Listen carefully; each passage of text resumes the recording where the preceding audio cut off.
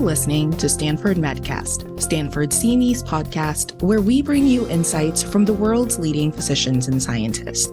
This podcast is available on Apple Podcast, Amazon Music, Spotify, Google Podcast, and Stitcher. I am your host, Dr. Ruth Adebuya. Welcome to Season 4 of Stanford Medcast. This episode is part of our Hot Topics mini-series. In this episode, I am talking with Dr. David Maahs. Dr. David Maahs is the Lucile Packard Professor of Pediatrics at Stanford University and the Lucile Packard Children's Hospital, and is an accomplished physician who specializes in pediatric endocrinology. He earned his MD at the University of New Mexico, completed a pediatric endocrinology fellowship and a concurrent PhD in epidemiology at the University of Colorado, and was a faculty member at both universities before joining Stanford. Prior to his medical career, Dr. Maahs earned a BA and MA in English from the University of Kansas and served in the Peace Corps with assignments in Tunisia and the Central African Republic. His scholarly interest is improving care and preventing complications in people with type 1 diabetes. He is also the co-author of the 12th and 13th editions of Understanding Diabetes, or Pink Panther, which are the most widely used educational books for children newly diagnosed with type 1 diabetes. Thank you so much, Dr. Maahs, for chatting with me today. Thank you, Dr. Adebuya. It's wonderful to be here, and thanks for your interest in pediatric diabetes. I want to start our conversation just talking about your journey to medicine. You served in the Peace Corps. Can you share a little bit about your background and your journey into the field of pediatric endocrinology and diabetes? Yeah, so I had done my pre-med courses before I went to Peace Corps, and actually have a master's degree in English, which is an unusual course before going to medical school. But then having been first in Tunisia until the Gulf War started, and then the Central African Republic, realized that I really did want to go into medicine. And so then applied and started after I returned. And then I think particularly going into pediatric diabetes, I quickly learned that I loved pediatrics. And then during my pediatric fellowship, diabetes then specifically really appealed to me. My grandparents had diabetes, so I'd grown up knowing about that. I remember back in the day seeing my grandfather sharpen his needles to give insulin doses. And so that made an impact on my young mind. And then the first continuity clinic that I got to do as a medical student was at the Indian Health Services in Albuquerque, New Mexico. It was a diabetes clinic there. So I had the opportunity to work with some great doctors there, great team members, and also to learn more about diabetes and the potential to really help people in that area. And then I think there was some personal connection as well with my family experience. Thank you so much for sharing that. I always find it fascinating to hear about how physicians end up where they are, how they choose the specialties that they continue to practice in. I think this is a great segue to set what diabetes is. And if you could explain the differences between type 1 diabetes and type 2, particularly in the context of pediatric patients. Yeah, that's a great question. And of course, people could give you a 10-hour lecture on this, but I'm sure. Maybe going back to how we might explain this to a family who's newly been diagnosed and might ask that question. So I think the way we would explain type 1 diabetes is that it's an autoimmune condition.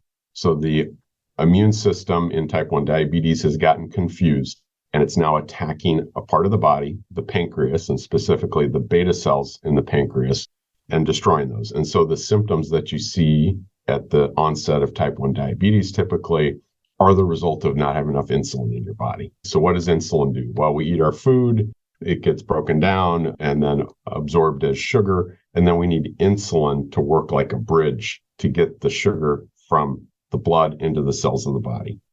And if you don't have insulin, it's like that bridge is out and the sugar can't get across into the cells of the body. So a couple of things happen. Glucose blood sugar levels get higher and higher. The kidneys do their job and pee out that extra sugar. So now you're getting dehydrated, so you're drinking more water, but you're still peeing out because you don't have the insulin that you need. Okay, so that's one thing. So you have polyuria, polydipsia. Second thing that does happen then is without insulin getting into the cells are hungry. They send out a signal, break down fat to use it as energy. So you lose weight, but that breakdown of fat also releases ketones. Ketones are an acid. And so they are chemically similar to acetone or nail polish remover. So you might smell that fruity smell on someone's breath. Also, in extreme cases, you get what we call Kussmaul respirations, or these very deep and rapid respirations. Sometimes they can be confused in children that they're having an asthma exacerbation, but it is a different breathing pattern. And also something that can be picked up with a finger poke glucose meter and with a urine test to look for ketones in the urine. So those are a couple of quick tests you can do if in doubt. So the key to type 1 diabetes then for treatment is to replace insulin in the way the body should be making it, but isn't able to make it. So conceptually, that sounds quite simple. In practice, it's very challenging. And so we can talk more about that. Type 2 diabetes is slightly different, but it ends up at the same place in that your glucose levels are high and you can have some of those same symptoms. The pathway to getting there can be a little bit different. And we'll say to families that your body's making insulin, just not enough. And so it's frequently related to a higher weight. It also has a strong family component as well. Type 1 also can have a strong family component, but not quite as strong as in type 2 diabetes. And so it's a combination in type 2 diabetes of insulin resistance, often related to increased weight, and then your body not being able to make quite enough insulin and your body not being able to use it quite as efficiently. So sometimes in type 2 diabetes, diet and exercise, if you can catch it early, can prevent progression. And sometimes you can take pills, metformin, and now we've got many other treatments as well, in addition to insulin. Sometimes people with type 2 diabetes need insulin as well, but we do have more options in type 2 diabetes, and those really transformed care. And I think it started in adults, like many medications, you start using them in adults and then they filter down into pediatrics. And so we're just starting to use some medications that adult providers have been using for a long time. You've probably given many prescriptions for GLP-1s, SGLT2s, et cetera. And so those really have transformed the care we can provide. And I think we have the opportunity to do better in pediatric type 2 diabetes. The outcomes for pediatric type 2 diabetes have been very sobering. There's a couple of big studies, one called the Today study, that was a randomized controlled trial to test different treatments. And that study then completed, but then they've continued to follow those participants. And I think one of the very concerning, scary outcomes is a New England Journal paper a couple of years ago where they described that about 2/3, if I recall correctly, of those participants in the study who are now in their 20s and 30s, who were diagnosed as teens, have some sort of vascular complication.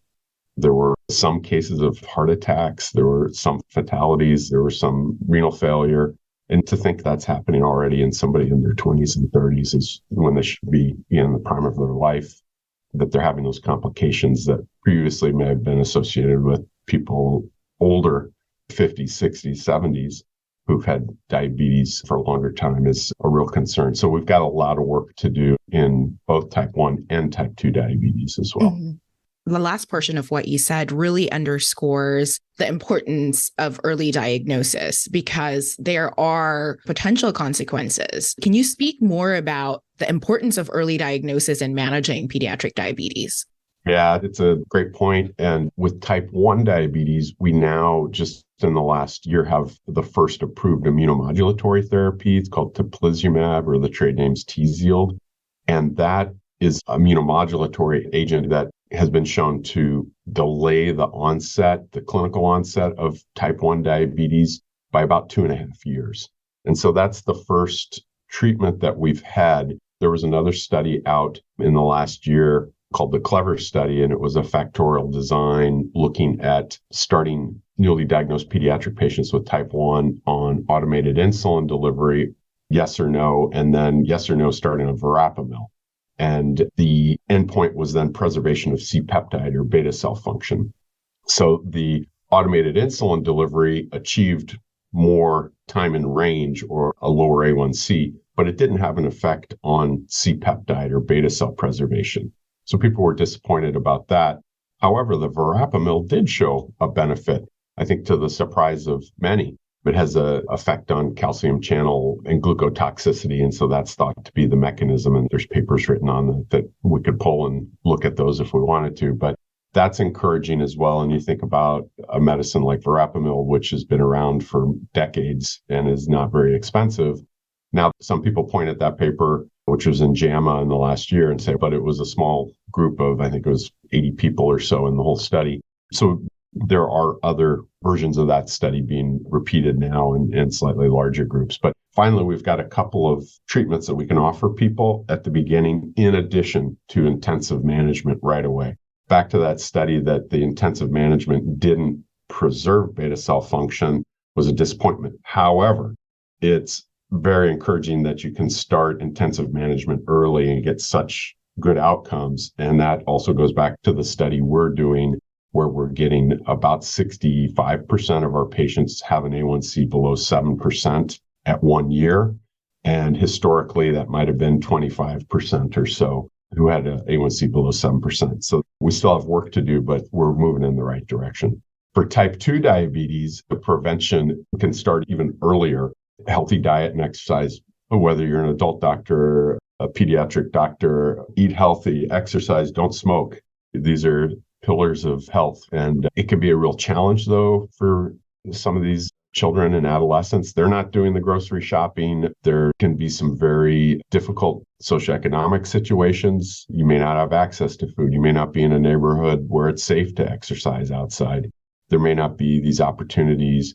And also, it's hard. So it's not such a simple thing as saying, go eat healthy and exercise. You need support, you need programs. But the importance of prevention of type 2 diabetes is really important. There was an interesting paper out from one of our colleagues, Dr. Anisha Patel, looking at just the effect of having drinking water available in schools as opposed to sodas. Yes. Okay, that sounds... It sounds like a no-brainer. Sounds like a no-brainer, exactly. Yeah. And guess what? It worked. It had positive benefits. So we need to be creative in how we do this. And by the time they get into the doctor's office with type 2 diabetes, there's many things we wish would have happened before to help prevent that. I think some of those interventions that can be policy, community, again, back to the equity and disparities, is we need to have a healthy environment for children and adolescents. There's tremendous work being done in the space. If we do the job to try and diagnose this early, there's a lot of work being done to hopefully stop it in its tracks. And with the immunomodulators that you talked about, there's a higher chance that we can actually do something about it. Because again, as we started the conversation, the consequences can be quite dire.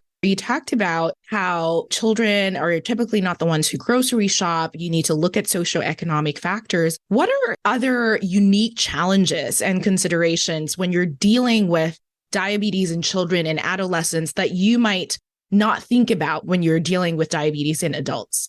No one chooses to have diabetes. And I think if you're an adolescent, it's really important to have your friend group, your peer group, and you don't want to be different. Historically, there's been a stigma associated with having diabetes. I think that's improving, but it's still something that we need to be very aware of, the distress that diabetes can cause people. And I think that can be even more pronounced with adolescents. Now, again, I think it's getting a little bit better. One thing I've noticed on a very specific point is, for example, continuous glucose monitors. 5 years ago, people didn't really know what that was when they would walk into our office with a child newly diagnosed with diabetes.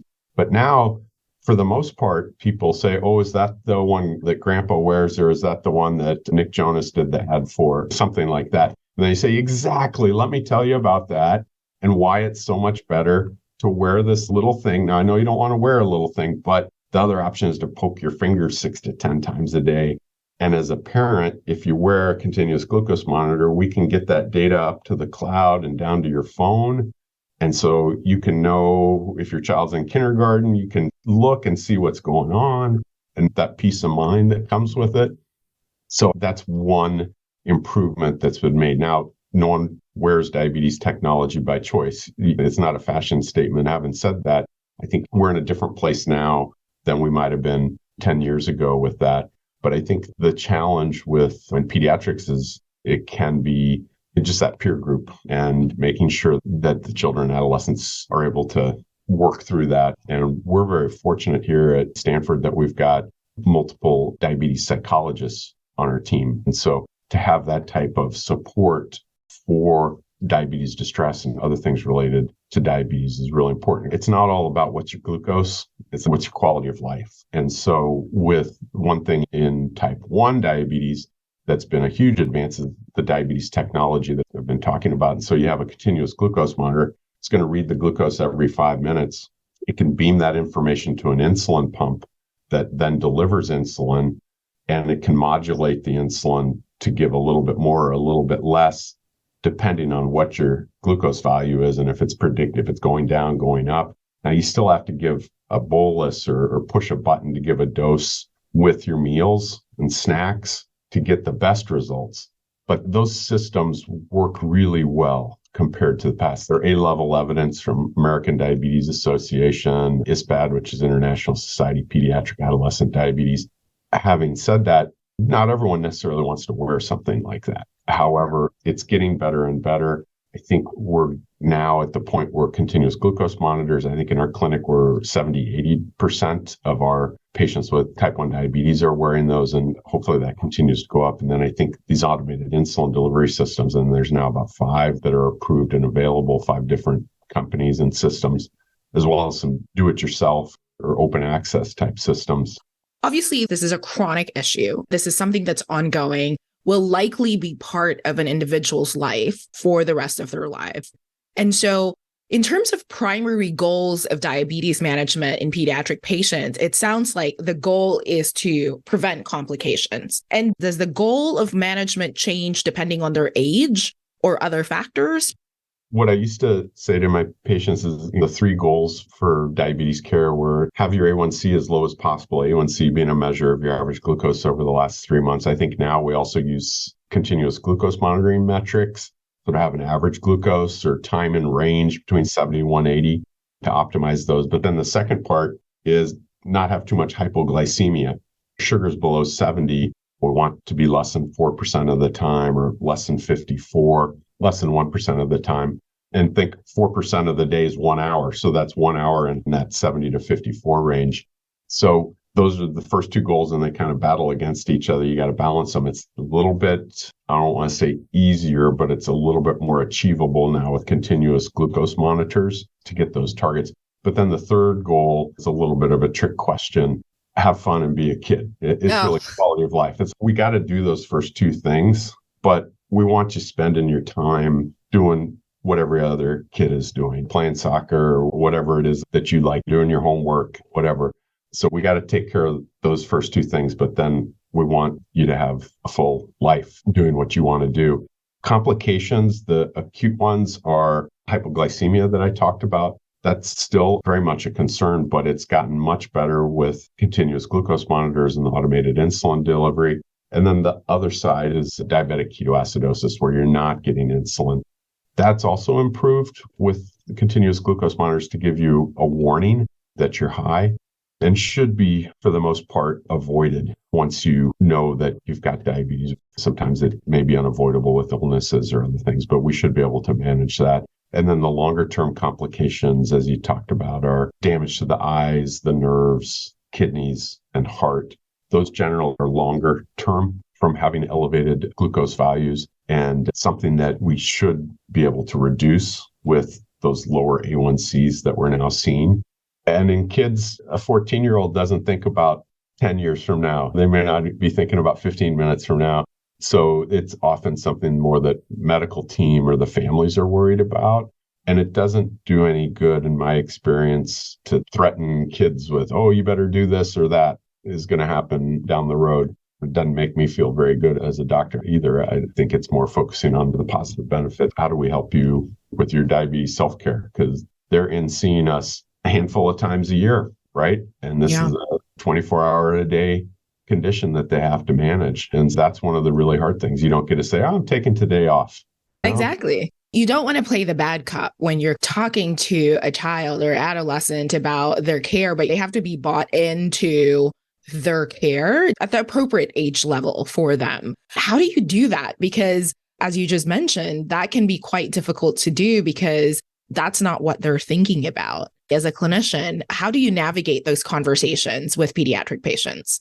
We're very fortunate. We've got a multidisciplinary team. So we've got certified diabetes care and education specialists. We've got dietitians, we've got social workers, we've got psychologists, and then we've got the doctors, the pediatric endocrinologists as well. So we've got a big team of people, and it's really the diabetes educators who are doing the bulk of the work with the education, teaching the families what they need to do. For the most part, children do wonderfully. On families, they do very well. It's a lot of work. I think it has gotten a little bit better with the diabetes technology. I think you could relate not having to poke your finger 6 to 10 times a day, wear a CGM on your arm or elsewhere. That's a step up, and also the amount of data that you'd get. But it's still hard. It's very hard. And so I think that's also why we need to follow the children with diabetes and with their families closely. And we typically have appointments every 3 months. We've now got this system where we can periodically take a look at glucose values in between visits and get a flag or a warning if something has happened. And then we also have the diabetes psychology team if it gets really difficult. And sometimes those barriers can be helped by a visit with a diabetes psychologist. And I think talking to the child and family and finding out what's going on, sometimes it's something we can work together and help. And I referenced the study that we've had going for about the last 5 years. And when we looked at 1 year data and what percent of people were above 9% on their A1C, which is one marker of opportunity for improvement in your glucose values. And we only had 3 people out of this last cohort of 135 or so who were above 9% at 1 year. So I think we've not only lowered the average across this population, but fewer outliers, so that I think everyone's benefiting from the improved care model that we've introduced. Still work to do. Would like to get everyone below 7%, but we'll keep working at it. I think your response really speaks to the importance of bringing in a multidisciplinary team to not only care for the patient clinically, but also there are psychosocial impacts of chronic conditions, and bringing in experts to work alongside of the patients and their families is really important. One of the things that also comes up in this space is this idea that at some point, the pediatric patient transitions to becoming an adult patient. And that can be a critical phase as well, because you get into that cycle of the 3-month visit, who your care providers are. What are some of the ways that clinicians can ensure this seamless transition that still promotes the patient's long-term well-being, understanding that it may be a completely different set of guidance and roles and providers that they're working with? It's a challenge across many health conditions, that transition from pediatrics to adult medicine. I think there's different approaches. I think there's a little bit more expectation in adult medical clinics that you missed your appointment. Okay. Whereas in pediatrics, then we tend to say, oh my goodness, we got to go track them down and get them back in. So I think particularly for diabetes, and I'll talk just about our program here at Stanford, that we've got some outstanding colleagues in adult endocrinology. And we've got a program, Marina Bassina, Rehan Lal, Mike Hughes in particular, who have a program to do what they're calling a guided transfer, so that there's an introduction while they're still in pediatrics clinic, and then a warm handoff into the adult diabetes clinic. So they've been working on that for a couple of years, and I think had some promising early results. And so that's a really important program. Getting lost for a year or two in that 18 to 26 range, there's really a lot going on in your life. Maybe you're off to college. Maybe you're out of the home for the first time and have your first job. There's a lot happening and a lot of learning about how to operate in the world. And healthcare system in the U.S. does not make it easy. And then if you don't have the support of family and others, again, talk about a disparities issue and who gets lost and who might not have insurance. Maybe your insurance is gone. What happens then? How do you afford your insulin? Insulin costs and the cost for diabetes supplies has been a huge issue. It is heartbreaking that there are people in the U.S. who have died because they didn't have access to insulin or they were rationing their insulin. So we've got a lot we have to do in this area of transition from pediatrics to adult. And I think we've got some programs here at Stanford. It's a national issue. I think even internationally that we need to help that happen in a better way. Yeah. I want to go back to where we started and how you entered the world of diabetes and pediatric endocrinology. As you've been here for a while now, what are some of the most rewarding aspects of working with pediatric patients with diabetes?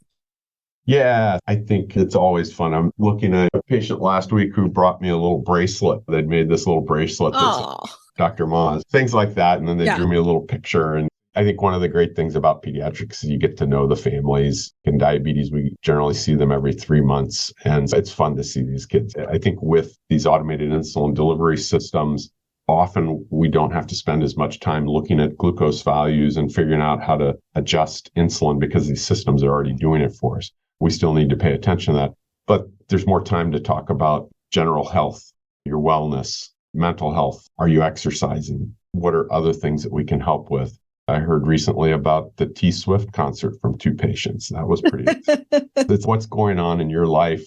And let's talk about that. And then what can we do to help with your general health? What can we do to help with your diabetes? So I think that's always one of the joys of pediatrics is seeing the children grow up. And again, with diabetes, you often enter their life when they're in crisis, and the overwhelming majority do very well. It's hard work, but to watch the children grow up and do better, it's really exciting. And I guess I've gotten old enough now to run into a few patients who, are training in medicine, and it's, wow, that's great. I think it's a very rewarding area.